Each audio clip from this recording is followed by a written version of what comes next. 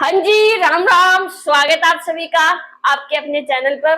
तो जैसे कि प्रैक्टिस सेट 2 रहने वाला है, अपन टारगेट कर रहे हैं ग्रुप डी और हरियाणा पुलिस को। आपको डायरेक्ट क्वेश्चन देखने को मिलेंगे।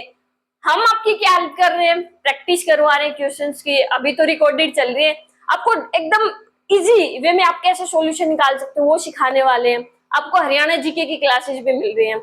नया बच्चा जो भी जुड़ता है, जिस तक ये कंटेंट पहुंचता है, प्लीज आप चैनल सब्सक्राइब जरूर करें। जल्दी अपन लाइव लेके आएंगे।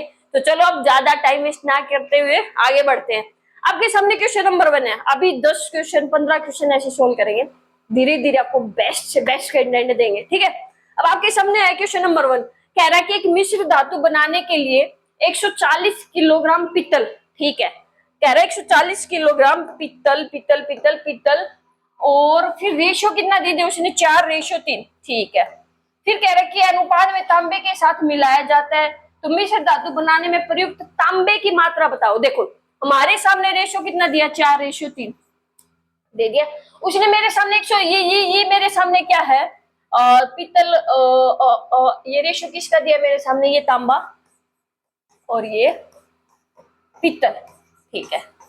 उसने टोटल अमाउंट भी किसकी दी, 140 ग्राम पित्तल की। ये लो 140 ग्राम, ये इसके कितने गुना, 4 तिये 12, 4 तिये 12, 4 पंजे 20, कितने गुना, 35 गुना।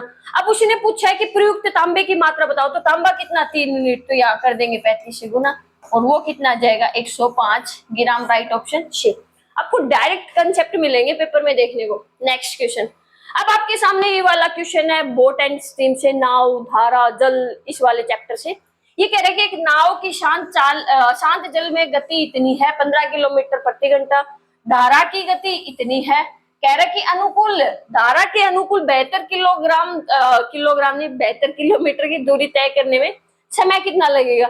जब भी बात अनुकूल की आएगी तो क्या करेंगे, हम इन दोनों स्पीड को क्या करेंगे, ऐड कर लेंगे, और प्रतिकूल की आएगी तो घटा देंगे, ठीक है। हम चेक करें। अब आपके सामने टोटल कितनी हो जाएगी, x बराबर 15 किलोमीटर पर आवर और y बराबर 3 किलोमीटर पर आवर, ठीक है। तो टोटल कितनी हो जाएगी, x प्लस वाई, और 15 प्लस 3 बराबर 18। आपके सामने किलोमीटर में क्या देते हैं, डिस्टेंस। ये आपकी क्या है, स्पीड।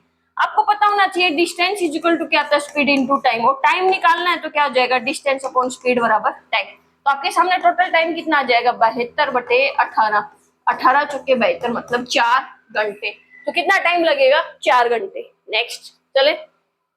वैसे रिकॉर्डेड क्लास बेटर रहती है, ज्यादा टाइम भी खराब नहीं होता, आप डायरेक्ट चीजें कर सकते हो। आपके सामने देखो मिशन से क्वेश्चन ऐड कर रखा है कि एक बर्तन में 40 लीटर दूध है। इस बर्तन में 4 लीटर दूध निकाल लिया गया और उसकी जगह पानी डाल दिया गया। 4 निकाला और फिर पानी डाल दिया। पहले 40 लीटर था, 4 निकाल दिया तो अब कितना बचा, 36 लीटर, ठीक है। फिर कह रहा है कि ये प्रक्रिया 2 बार दोहराई गई। तो देखो एक बार हो चुकी, 2 बार और दोहराई, तो टोटल कितनी बार हुई, 3 बार। बस सोल्व। Total quantity 40 litre.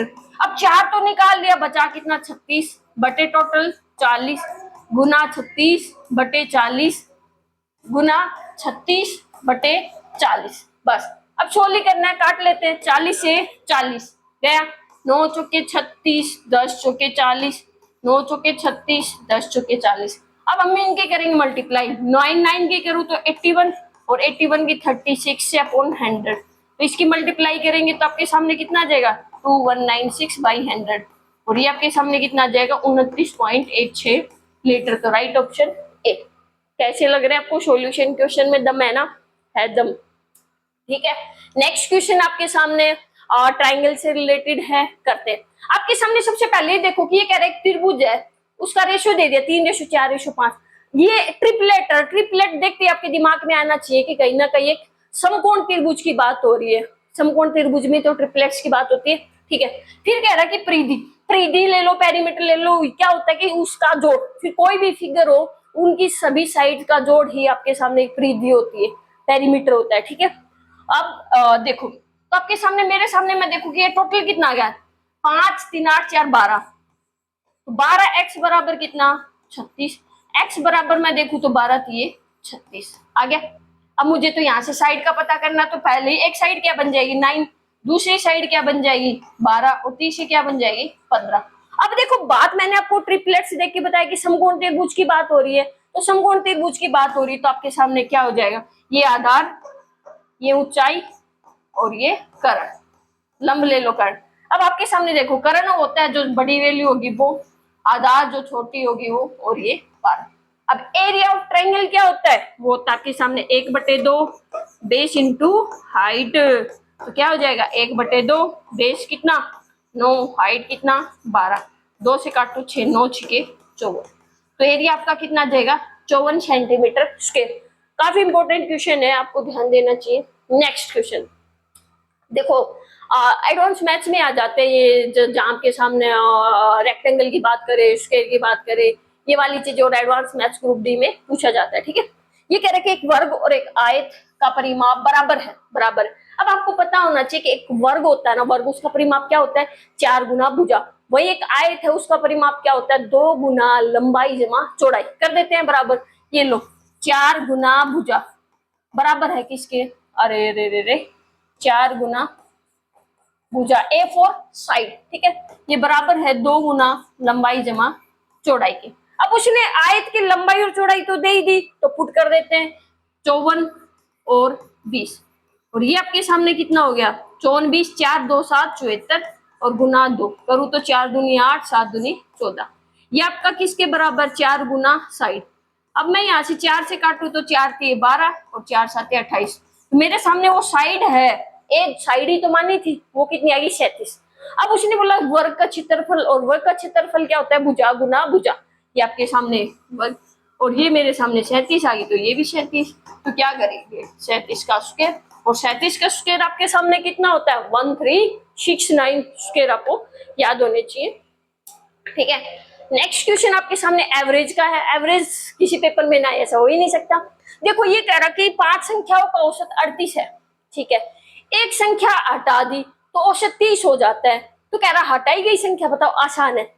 5 संख्या थी उनका औसत 38 था, 8 5 40, 5 3 15 और 4 19, टोटल कितना सम हुआ 190 सम जोड़। ठीक है, फिर वो कह रहा है एक हटा दी तो अब कितनी बची 4, फिर औसत कितना 30, तो सम कितना आ गया 120। बात तो हटाने की कर रहा है ना, एक संख्या हटा दो तो कितनी बची 70। वो हटाई गई संख्या क्या थी 70, खत्म। ठीक है, चलिए नेक्स्ट। अब देखो नेक्स्ट आपके सामने एलसीएम एचसीएफ के चैप्टर से नंबर सिस्टम में आ जाता है, उससे रिलेटेड है। ठीक है, अभी अपन थ्योरी भी स्टार्ट करेंगे, पीवाईक्यूज तो अभी चल ही रहे, प्रैक्टिस सेट आपका चल ही रहे, सपोर्ट करोगे तो ही। ठीक है, कुछ नहीं करना, जब भी आपके सामने ऐसा क्वेश्चन आए कि यदि एक प्राकृतिक संख्या 4 5 6 से विभाजित करने पर प्रत्येक स्थिति में 3 शेषफल बचे तो 3 अंकों की सबसे छोटी प्राकृतिक संख्या क्या होगी। ठीक है, एक डायरेक्ट आप क्या कर सकते हो 4 5 और 6 का क्या, छोटे से छोटे की बात रही तो आप क्या निकालोगे एलसीएम। 4 5 और 6 का एलसीएम आपके सामने कितना बनने वाला है 120। 6 चौके 24, 5 120। एलसीएम वो होता है कि जिसको ये सारी संख्याएं भाग कर सके। ठीक है, तो कितना 120। अब वो कह रहा कि शेषफल 3 बचता है तो इस शेषफल को ऐड कर दो तो आपके सामने कितना आ जाएगा 123। Right option B. ठीक है, चले नेक्स्ट। जब भी बात यूनिट डिजिट की आए, इकाई अंक की आए, मल्टीप्लाई करने की जरूरत नहीं, ऐड करने की जरूरत नहीं, सब्ट्रैक्ट करने की जरूरत नहीं, फिर क्या इकाई अंक पकड़ो, बात खत्म। इकाई अंक इसमें कितना 2, इसमें कितना 1, इसमें कितना 7। 2 की 1 से मल्टीप्लाई करूं तो 2, और 2 की 7 से करूं तो 14, और 14 में इकाई अंक कितना है 4। राइट ऑप्शन 4 बी, खत्म। ठीक है, बढ़े आगे। अब देखो नेक्स्ट क्वेश्चन आपके सामने है इनकम एक्सपेंडिचर वाली चैप्टर से, जहां वो कह रहा है कि एक व्यक्ति है अपनी मासिक आय का 78% खर्च कर देता है। मेरी मासिक आय 100 थी, मैंने 78 खर्च कर दी, तो मेरे पास बची कितनी 100 में से 78 घटा देंगे, बची कितनी 22। 100 थी टोटल, 78 मैंने खर्च कर दी, बची कितनी 22।